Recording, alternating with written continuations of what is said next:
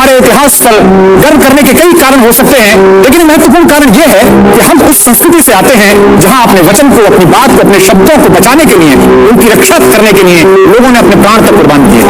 महाभारत के समय में आप सबको पता है कि कर्ण और अर्जुन के बीच बहुत जबरदस्त दुश्मनी थी, प्रतिस्पर्धा थी, लेकिन इस प्रतिस्पर्धा में भी एक मर्यादा थी।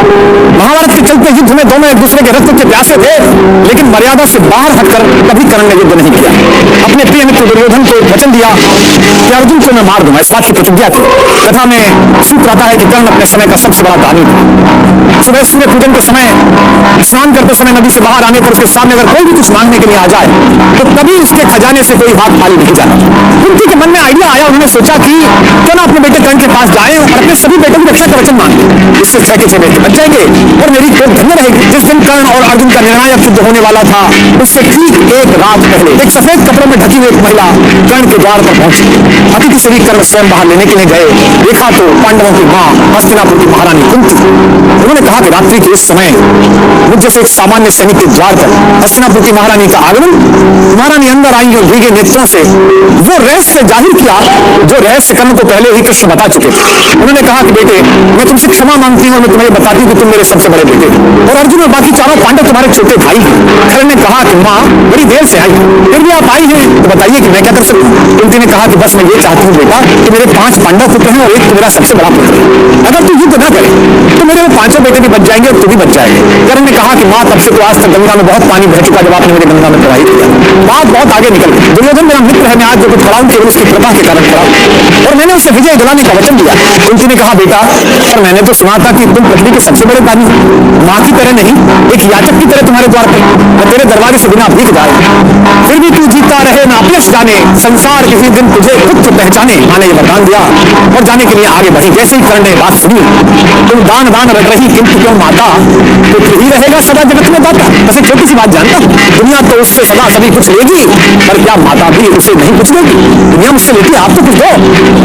सोचो क्या मांग सकता है? कर्ण ने कहा मैं एक कर्ण अतएव मांग लेता हूँ, बदले में तुमको 4 कर्ण देता हूँ। छोड़ूंगा मैं तो कभी नहीं अर्जुन को, तोड़ूंगा कैसे स्वयं पुरातन कुल को, पर अन्य पांडवों पर मैं कृपा करूंगा, पाकर भी उनका जीवन नहीं हरू। कहा कि एक वचन दे रहा हूं, अर्जुन को नहीं छोड़ूंगा, बाकी चारों को मारूंगा। मेरे सामने आकर उनके हथियार गिर जाए फिर भी नहीं मारूंगा। इससे मां क्या होगा? दुनिया जानती है कि तेरे 5 बेटे हैं। मैं तुझे वचन देता हूं कि इस युद्ध के बाद भी दुनिया यही कहेगी कि कुंती के 5 बेटे। और मन में डर आ गया कि युद्ध क्षेत्र में इतनी मर्यादाएं टूटती हैं, बड़े बड़े मर्यादा का पालन करने वाले लोग मर्यादा नहीं रखते। कुंती ये सब सोचती हुई चुपचाप आधी रात अपने शिविर में लौटकर होती सो गई। अगले दिन सूर्योदय के बाद भीषण युद्ध प्रारंभ हुआ। चारों भाई बार बार कर्ण के सामने पड़े और कर्ण ने हर बार उनको शस्त्र रहित करके छोड़ दिया। मिर्जा युधिष्ठिर के घाने गिर गए, भीम की गदा गिर गई। कर्ण के जो सारथी थे आप सब जानते हैं, जब युद्ध तय हुआ कि लड़ाई करनी और अर्जुन को हराना है तो कर्ण ने यह कहा था कि अर्जुन को हरा दो, अर्जुन के रथ का ड्राइवर बहुत अच्छा है।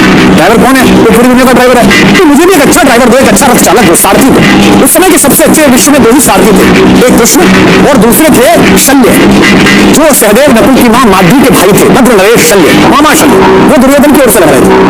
अगर मामा शल्य मुझे मिल जाए तो मैं अर्जुन से लड़ूंगा। तो शल्य ने कहा मैं एक ही बात पर रथ चलाऊंगा, रथ तो चलाऊंगा पर मेरे मुंह से जो निकलेगा निकलेगा मैं बोलता। इसलिए संस्कृत में शल्य का अर्थ है शंका और कर्ण का अर्थ है कान। जिसमें कान में बार बार शंका डालकर पराजित किया वो शल्य है। शल्य ने पूछा कि कर्ण ये क्या कर रहा है भाई? इन चारों भाइयों को पकड़ा छोड़ के दिया, अर्जुन से डरता है, ये भी तो तेरे शत्रु हैं। फिर मुस्कुराते हुए कहा आप नहीं समझोगे मामा, ये जिंदगी सिर्फ जीत और हार के लिए नहीं है, बल्कि जिंदगी के बाद बहुत सारी चीजें हैं जिन्हें सत्य कहा जाता है। ये युद्ध तो 5 दिन का है, मैं तो जन्म जन्मांतर का युद्ध लड़ रहा हूं। इस युद्ध के भीषण क्षणों में भी मेरा ध्यान अपने सत्य और अपने वचन से नहीं हटा है। मैंने ये 4 महारथी इसलिए छोड़े हैं, इन्हें जीवनदान इसलिए दिया है कि सत्य के चरणों में, स्वर्ग के चरणों में, स्वर्ग के चरणों में 4 फूल चढ़ा रहा हूं। ये 4 फूल हैं बोल किन्हीं कातर नैनों के पानी के, ये 4 फूल हैं दान किसी प्रच्छन्न महाबलदानी के, ये 4 फूल मेरा अभिष्ट था हुआ कभी चिंता पानी, ये 4 फूल पाकर प्रसन्न हंसते होंगे अंतर्यामी।